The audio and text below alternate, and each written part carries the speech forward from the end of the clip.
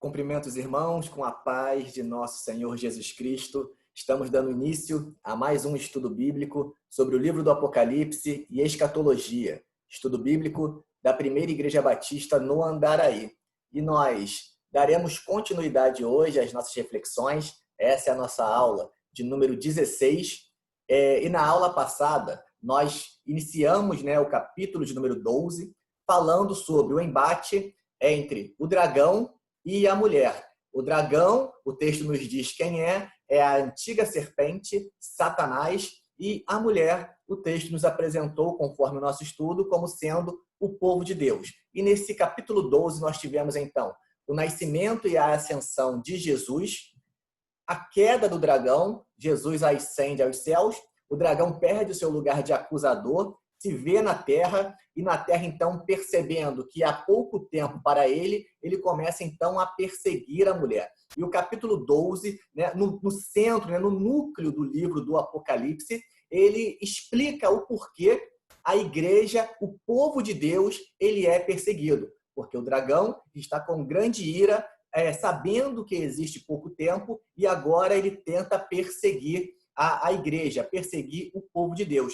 E o capítulo ele terminou com o dragão tentando atingir o povo de Deus, mas não conseguindo, tendo as suas tentativas frustradas e parando então de frente para a areia da praia. Ele para ali na areia da praia e o capítulo de número 13, que dará continuidade agora, nós teremos alguns aliados que o dragão chamará para que, por meio desses aliados, ele consiga então atingir de alguma maneira o povo de Deus. Então surgirá a besta do mar e a besta da terra. E é sobre esse tema que nós falaremos na aula de hoje, sobre as duas bestas, a besta que surge do mar e a besta que surge da terra.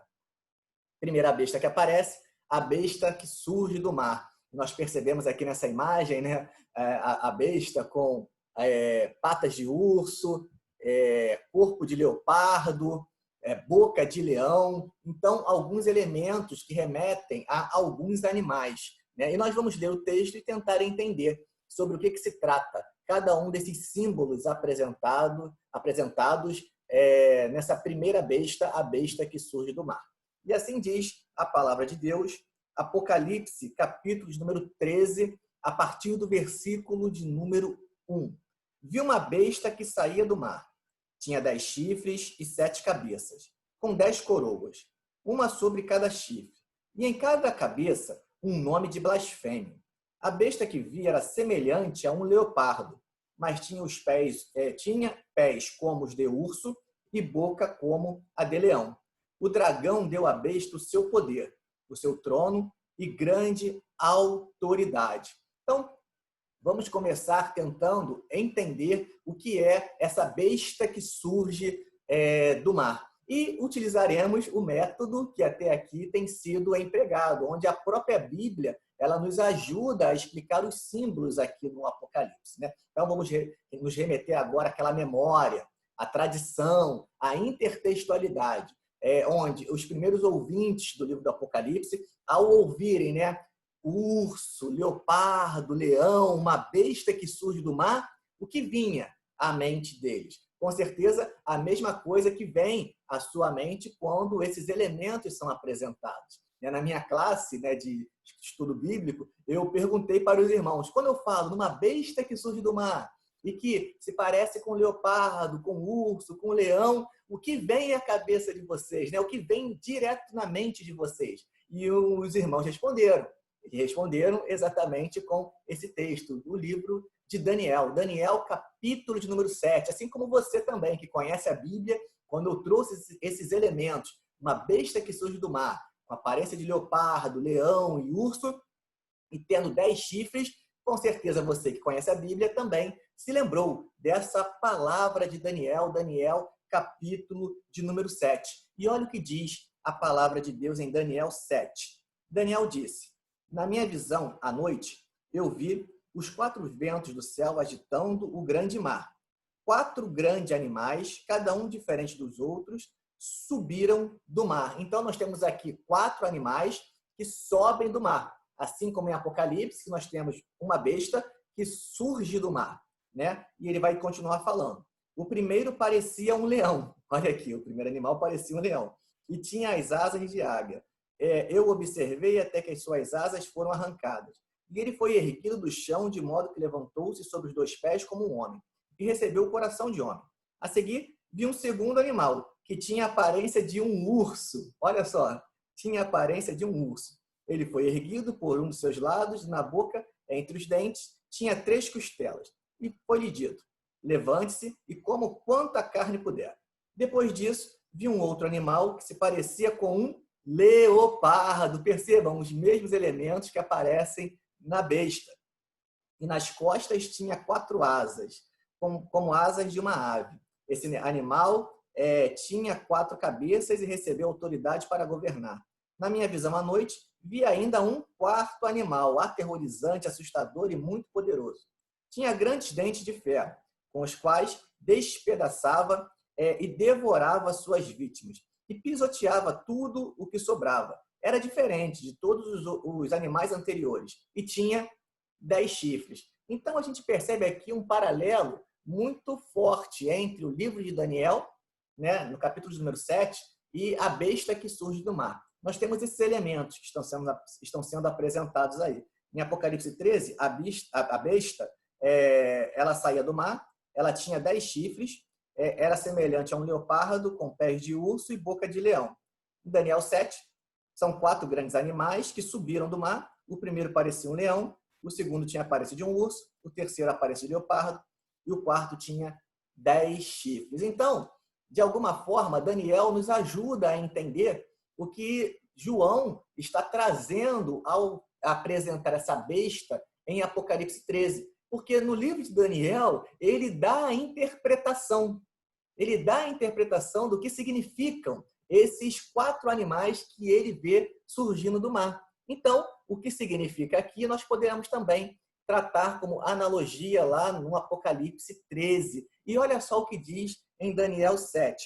Os 4 grandes animais são 4 reinos que se levantarão na terra. Então, o livro de Daniel já nos disse, né? Os animais simbolizam reinos, né? Então, você tem o Império Babilônico, nós temos o Império Medo-Persa, o Império Helênico, né? O Império Grego, que se segue. Por fim, nós temos o Império Romano. Então, essa série de impérios que vão se desenvolvendo são colocados como sendo a interpretação desses animais que se levantam. Então, nós já temos a resposta, né? A besta, lá em Apocalipse, ela possui uma relação direta com um governo político, né? Com um império, com uma liderança política que trazia uma oposição ao povo de Deus. Então, olha só, já possuímos o elemento. O dragão não consegue atingir o povo de Deus, mas o dragão levanta uma besta do mar, ele levanta governos políticos e, por meio deles, ele levanta, então, perseguição, prisão e até martírio dos cristãos. Dando continuidade, o texto vai falar mais sobre essa besta, a besta de Apocalipse 13. E vai dizer algumas características sobre ela. Vai dizer que, olha só, adoraram o dragão que tinha dado autoridade à besta e também adoraram a besta, dizendo, quem é como a besta? Quem pode guerrear contra ela? Então, a besta ela queria ser adorada. E à época de João, no século I, existia uma pretensão de alguns imperadores de trazerem para si o culto, ou seja, o culto ao imperador. Então, nós possuímos aqui mais um elemento que colabora para o entendimento de que a besta do capítulo 13 de Apocalipse, a primeira besta que surgiu do mar, ela traz essa relação com o poder político, já que a besta queria ser adorada e o imperador, no século I, também queria o culto para si. Mais à frente, vai dizer no verso 7, foi-lhe dado poder para guerrear contra os santos e vencê-los. Foi-lhe dada autoridade sobre toda tribo, povo, língua e nação. Então, o dragão não conseguiu atingir o povo de Deus, conforme o capítulo de número 12 terminou, porém, por meio da besta, por meio dos governos políticos que perseguem o povo de Deus, ele consegue uma aparente vitória, né? Uma aparente vitória, porque, na verdade, aquele que segue o Cordeiro é mais que vencedor. É mais que vencedor sobre todas as coisas, né? Então, é uma aparente vitória, porque realmente os governos podem aprisionar, podem mandar para exílio, pode matar, martirizar os cristãos. Então, é uma aparente vitória. Contudo, aquele que crê em Cristo, ainda que morra, viverá e possuirá a coroa da vitória verdadeira, a vitória genuína. Dando continuidade, no versículo 10 vai dizer: se alguém há de ir para o cativeiro irá. Olha aqui. Então, o dragão quer ser adorado, ele consegue uma vitória aparente sobre o povo de Deus, e alguns irão para cativeiro. Continua dizendo: se alguém há de ser morto a espada haverá de ser morto. Martírio. E aqui estão a perseverança e a fidelidade dos santos. Ou seja, o povo de Deus persevera, independente da circunstância, e é fiel à palavra do Senhor. Mesmo que, para ser fiel à palavra do Senhor e não negar a fé e ter que prestar culto ao imperador, ou seja, mesmo assumindo o risco disso, o povo de Deus persevera e é fiel, podendo ser preso, sendo cativo, podendo ser morto, passando pelo martírio. Então, nós conseguimos aqui entender de forma bem natural, bem tranquila, o contexto do primeiro século, quando João está escrevendo. E contexto esse que, ao longo da história, se repete, onde outros governos, outros líderes se apresentam também como bestas, que perseguem, que aprisionam, que exilam pessoas cristãs por causa da sua fé. E o povo de Deus perseverando, e o povo de Deus sendo fiel e não negando a sua fé. Assim como no futuro também existirão governos que continuarão a usar dessas artimanhas, sendo então elementos que trabalham em favor do dragão, bestas que trabalham em favor do dragão. E olha só que interessante, para a gente perceber essa realidade na época de João. Vamos voltar às cartas às 7 igrejas. Eu vou colocar aqui apenas algumas, tá? Para não ficar muito longo o nosso estudo. Então, vou colocar algumas. Olha só. Em Apocalipse 1:9, diz assim: eu, João, irmão e companheiro de vocês no sofrimento, no reino e na perseverança em Jesus, estava na ilha de Patmos, por causa da palavra de Deus e do testemunho de Jesus. Então, olha aí, João está exilado à época dele. Está exilado porque ele se manteve fiel à pregação da palavra de Jesus e o testemunho do nosso Senhor. A carta à igreja de Esmirna, no capítulo 2, verso 10, diz assim: não tenha medo do que você está prestes a sofrer. Saibam que o diabo lançará alguns de vocês na prisão. Olha só, quem tem que ir cativo, irá cativo, né? Lançará alguns de vocês na prisão para prová-los, e vocês sofrerão perseguição durante 10 dias. Seja fiel até a morte, e eu lhe darei a coroa da vida, a verdadeira vitória, a vitória que não é aparente, que não é momentânea, mas é perene, mas é eterna. Mas a gente percebe aqui também a existência de prisão, desde a época de João. E prisão essa que era uma artimanha do diabo, né? Por meio dos governos que desenvolviam, então, ali o aprisionamento dos cristãos. E, por fim, mais um outro texto que trata dessa questão, relacionando, né, com o que nós acabamos de ler em Apocalipse 13, é a carta à igreja de Pérgamo, que vai dizer: sei onde você vive, onde está o trono de Satanás. Contudo, você permanece fiel ao meu nome e não renunciou à sua fé em mim, nem mesmo quando Antipas, minha fiel testemunha, foi morto nessa cidade onde Satanás habita. Então, o martírio, né, a morte ocorrendo. Então, a gente percebe que esses elementos de perseguição, de prisão, de exílio, de martírio, ele se faz presente desde o primeiro século. E João, então, está transmitindo uma mensagem de consolo e de esperança para essa comunidade num primeiro momento, para que elas saibam que, mesmo passando por essa dificuldade, elas deveriam perseverar, porque a vitória é certa no nome de Jesus, né? Então, não faz sentido João escrever esse texto para uma comunidade onde estão sendo exilados, estão sendo presos, estão sendo mortos, dizendo: não, vocês deram azar, nasceram no momento histórico errado, vocês vão morrer e perderam, não tem para onde correr. Mas lá no futuro, bem lá no futuro, uma comunidade cristã, ela vai se dar bem, porque vai nascer no momento certo e terá, então, benesses que vocês não tiveram. Mas vocês, infelizmente, dançaram. Não faz o menor sentido, né? Então, João está comunicando uma palavra de esperança, de salvação para essa comunidade que está passando por perseguição no primeiro século. Estão sendo mortos, estão sendo presos, estão sendo exilados, dizendo para eles: perseverem, porque o governo que aí se encontra, que persegue vocês, faz isso por meio da atuação de Satanás. Porém, Satanás é derrotado e nós teremos a vitória verdadeira, nós receberemos a coroa da vida. Então, de alguma forma, João está colocando aqui duas possibilidades. Ou você abandona a sua fé e participa do culto ao imperador, e aí você tem benesses nesse mundo, mas sofrerá o castigo eterno, ou você é fiel à sua fé, não nega a sua fé, você pode até ser perseguido e passar por prejuízos nesse mundo, porém receberá a vitória na vida eterna. É essa a questão que João está colocando para a gente aqui pensar. Questão essa que continua desde o primeiro século até os dias atuais, onde nós temos vários cristãos também que abdicam de sua vida em prol do testemunho da palavra de Deus.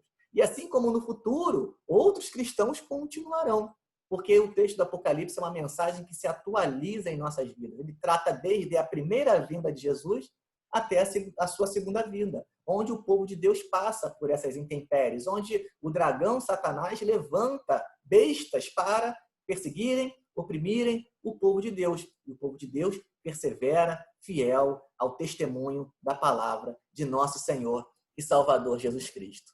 Dando continuidade, após apresentar a primeira besta, a besta que surge do mar, que é o governo político, é apresentada uma outra besta, uma besta que surge da terra. E vai dizer assim, então, em Apocalipse 13, verso 11 e 12. Então vi outra besta, que saía da terra, com 2 chifres como cordeiro, mas que falava como dragão. Então perceba que essa besta que surge agora, ela traz um elemento do cordeiro, né, fazendo uma menção aqui a Cristo, né, a essa imagem, né, pacífica, tranquila, que se entrega voluntariamente, mas traz um elemento também demoníaco, né, que é o elemento do dragão.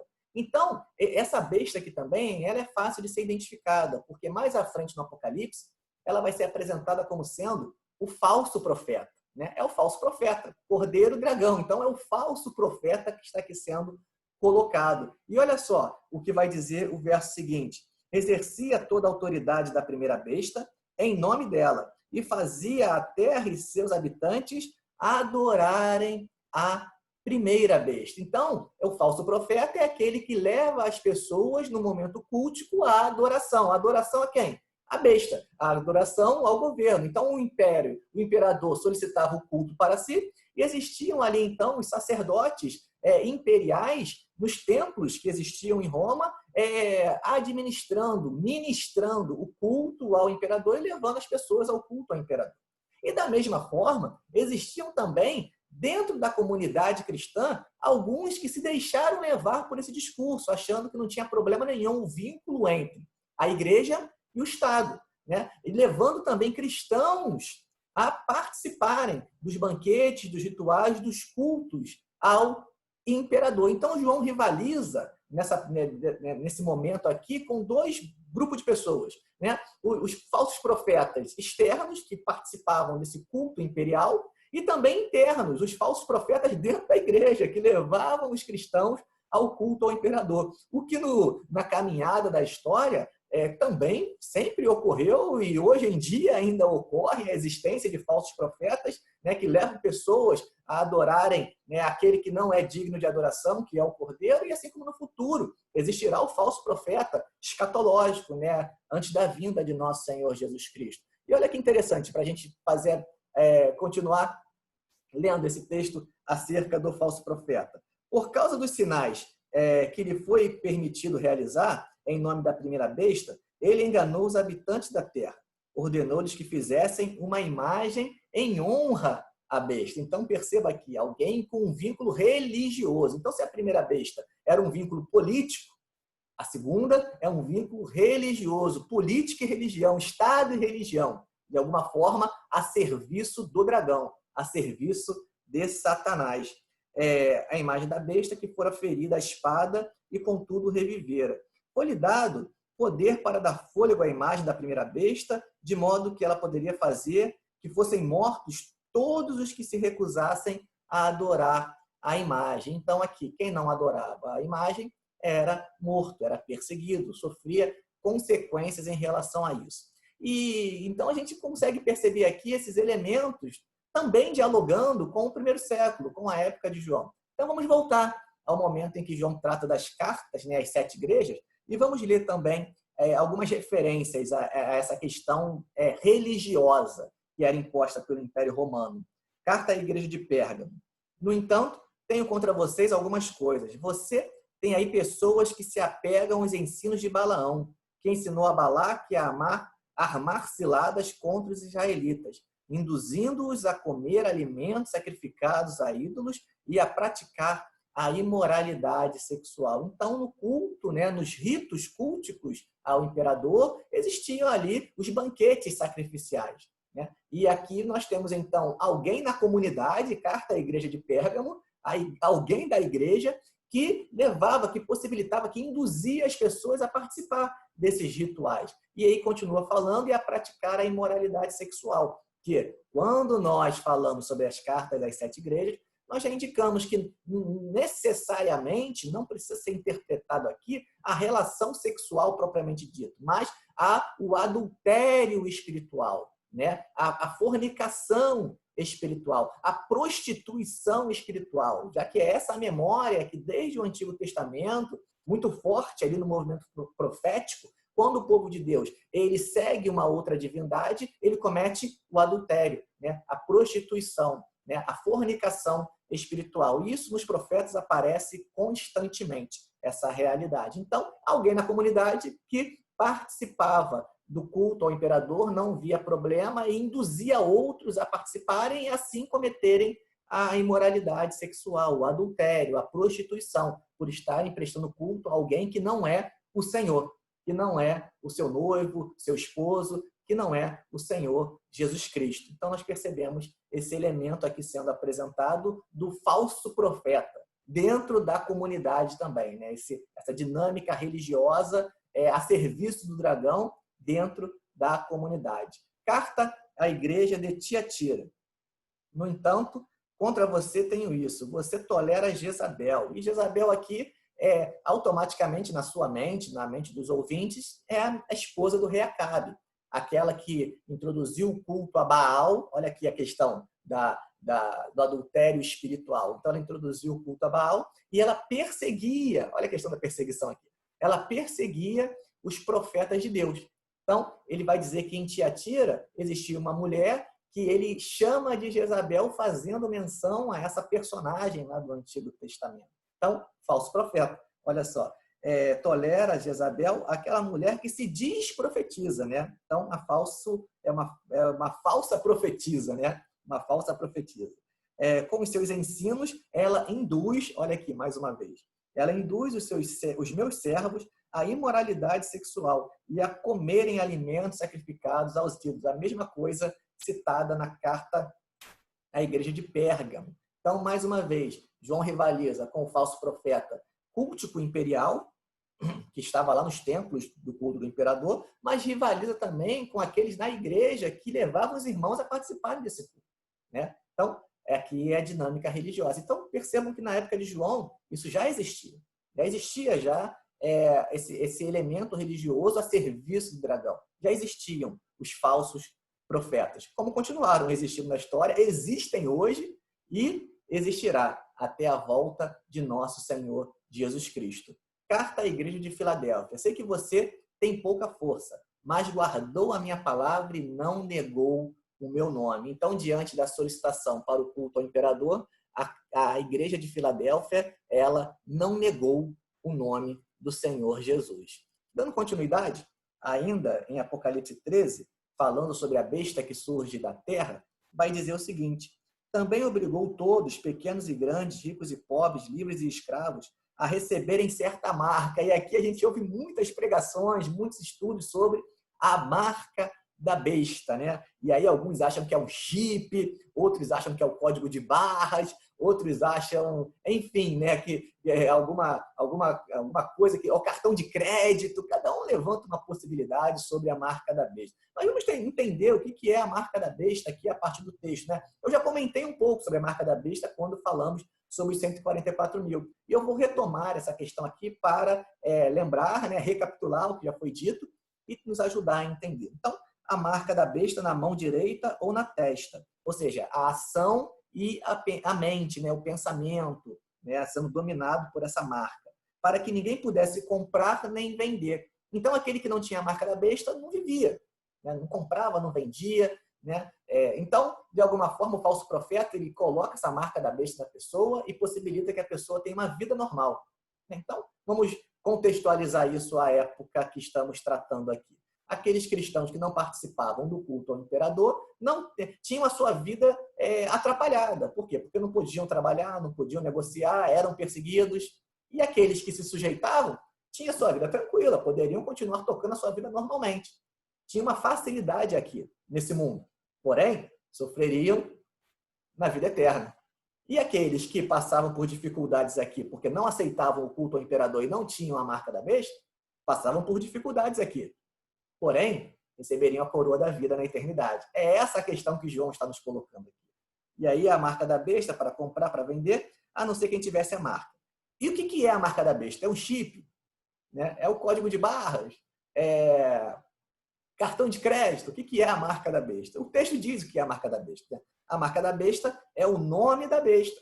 É o nome da besta ou o número de seu nome. Então, é a identificação da besta, né? A pessoa que tem a sua mente, a sua vida, as suas ações identificadas com a besta. E aqui a sabedoria. Aquele que tem entendimento calcule o número da besta, ou seja, ele nos incentiva a calcular o número da besta, era algo possível de ser calculado, que é um número de homem. Seu número é 666, né? O 666. E aí eu vou voltar, né, ao que falamos sobre a marca do Deus vivo, né? O selo do Deus vivo, que às vezes é ignorado. Assim como existe a marca da besta, existe o selo do Deus vivo, né? E aí a gente volta para Apocalipse 7, né? Quando trata do selo do Deus vivo e os 144.000.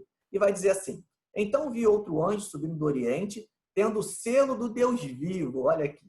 E ele bradou em alta voz aos anjos, a quem havia sido dado poder para danificar a terra e o mar. Não danifiquem nem a terra, nem o mar, nem as árvores, até que selemos as testas. Então, da mesma forma como aquele que tem a marca da besta tem o nome da besta na testa, aqui nós percebemos que aqueles que têm o selo do Deus vivo também têm esse selo do Deus vivo, essa marca também na testa, né? Ou seja, uma mente, uma vida dominada pelo próprio Deus, onde Deus é que domina essa pessoa, domina sua mente, domina seu coração, domina as suas ações. Então, houve um número dos que foram selados, 144.000 de todas as tribos de Israel. E nós falamos sobre esse número também, né? Fazendo referência ao Antigo Testamento, antes de uma batalha, antes de um confronto, fazia-se o censo daqueles que poderiam guerrear. Então, a gente está no momento de embate entre o dragão e seus aliados, e o cordeiro e os seus servos, né? Os discípulos do cordeiro, né? Então, nesse momento, essa contagem tem um sentido nesse embate entre esses dois grupos aqui apresentados. E aí, no capítulo 14, que também, capítulo seguinte, né, que também tratará sobre o selo do Deus vivo, sobre os 144.000, vai dizer que, assim: então olhei e diante de mim estava o cordeiro, e de pé sobre o monte Sião, e com ele os 144.000 que traziam. E aqui ele traz mais detalhes, né, sobre esse selo na testa, que nós já lemos anteriormente, que traziam escrito na testa o nome dele, ou seja, o nome do cordeiro, e o nome do seu pai. Então, quem tem a marca da besta tem o nome da besta na sua testa. E quem tem o selo do Deus vivo tem o nome de Cristo e de seu pai na sua testa. Então, é uma mente dominada pelo Pai, por Cristo, e uma mente dominada pela besta. Então, são dois grupos que João coloca aqui. São dois grupos. Ou você tem a sua vida dominada pela besta, ou você tem a sua vida dominada pelo cordeiro. Não tem meio termo para João. É isso que ele está apresentando aqui para a gente. É isso que ele está apresentando. E aí a gente fez referências a vários textos do Antigo Testamento, que eu não vou ler agora, porque nós já falamos sobre isso, onde o sacerdote trazia na testa também a expressão consagrado ao Senhor. Então, é uma vida que é consagrada. Ou a besta, ou o dragão, ou uma vida que é consagrada ao Cordeiro, consagrada ao Pai. Falando também sobre as leis do Senhor, que deveriam estar no coração, presas aos braços e à testa também. Então, uma vida regida pela vontade de Deus. E falamos o texto áureo. Quando eu falo para você sobre o selo de Deus, automaticamente vem à sua cabeça: qual é o selo de Deus? Qual é o selo do Deus vivo? O selo do Deus vivo, como diz o texto de Efésios, nele, quando vocês ouviram e creram na palavra da verdade, o evangelho que os salvou, vocês foram selados com o Espírito Santo da promessa. Esse é o selo do Deus vivo, o Espírito Santo da promessa, que é a garantia da nossa herança até a redenção daqueles que pertencem a Deus. Então, é uma vida que pertence a Deus, é uma vida conduzida pela vontade de Deus, mente e ações conduzidas pela vontade de Deus. Então, é um pertencimento. Então, um grupo de pessoas pertencem a Deus, outro grupo de pessoas pertencem ao dragão. Isso aqui é importante, meus irmãos, porque isso aqui implica numa discussão soteriológica, numa discussão de salvação. Porque alguns acham que, por ser um elemento humano, essa marca da besta, ou seja, um chip, um cartão, de alguma forma você conseguiria driblar e se salvar por seus méritos. Porque se a marca da besta é um chip e eu não coloco o chip, olha, eu me salvei. E me salvei pelos meus méritos, porque eu consegui evitar uma marca, que é a marca da besta. Agora, isso desconstrói totalmente a mensagem bíblica, que é a mensagem da graça. A mensagem da graça nos mostra a salvação que não é por méritos nossos, não é por mérito humano, mas é graça de Deus. Deus, graciosamente, ele nos amou, entregou seu Filho amado, Jesus, para que todo aquele que nele crê, nesse evangelho que a gente ouviu, fosse salvo, tivesse a vida eterna e fosse selado com o Espírito Santo da promessa, pertencendo a ele. Então, quem crê está salvo, quem não crê está condenado. Não tem como você driblar e dar um jeitinho para evitar ou não a pertença à besta ou a pertença ao cordeiro. Se você crê, você pertence ao cordeiro. Se você não crê, você pertence à besta. Então, é isso que está sendo colocado aqui para a gente. Tá? E, continuando o texto, no finalzinho ele diz, o nome da besta, do seu número, e vai dizer que nós podemos calcular. E o número de homem, é 666. E existe uma possibilidade de contextualização desse número à época do primeiro século, né? Onde nas letras hebraicas você não tinha números como nós temos hoje, né? Então cada letra simbolizava um número, cada letra fazia referência ao número. E a palavra, né, Nero, César, ela somada dá exatamente 666. César, que foi um grande perseguidor, né? O Nero, um grande perseguidor dos cristãos na década de 60. Então, ele é um personagem. Personagem esse que existia uma lenda que Nero voltaria, né? E aí aquela menção da besta que foi ferida, mas que está viva. Então, existia uma ideia de que Nero voltaria. E alguns vão atualizar essa lenda na vida de Domiciano, na década de 90 do primeiro século, entendendo que ele é um imperador que persegue os cristãos, assim como Nero perseguiu, e que é tão terrível ao povo de Deus como Nero também foi. E na história, outros que se colocam como grandes perseguidores se apresentam, então, também como nessa tradição a partir de Nero, de um governo que oprime o povo de Deus. Então, é uma possibilidade de interpretação para o número 666, que é Nero, o imperador do primeiro século, que tanto perseguiu o povo de Deus, né? E aí, a gente encerra a nossa aula de hoje, quando falamos sobre as duas bestas que o dragão levantou para servir a ele, né? Já que ele não conseguiu atingir o povo de Deus, porque aqueles que são do Senhor, o maligno não o toca. Então, ele levanta aliados para que, por meio dos aliados, ele consiga atingir o povo de Deus, né? Então, ele levanta a besta do mar, que é o governo político, e levanta a besta da terra, que é o poder religioso, né? Então, a besta da terra, ela leva as pessoas a adorarem a imagem da besta que veio do mar, né? A besta que veio da terra, o próprio Apocalipse mais à frente nos dirá que é o falso profeta, e a besta que veio do mar, nós vimos em Daniel que trata-se do governo político, que trata-se do reino, então trata-se do culto ao imperador que existia naquela época, onde os cristãos eles poderiam ter uma vida tranquila, se sujeitando ao culto do imperador e negando o nome de Cristo, e sofrer as consequências disso posteriormente, ou eles poderiam perseverar, serem fiéis até o fim, sofrer dificuldades aqui, mas sabendo que existia uma vida eterna para eles. Então é diante desse dilema que todos nós passamos,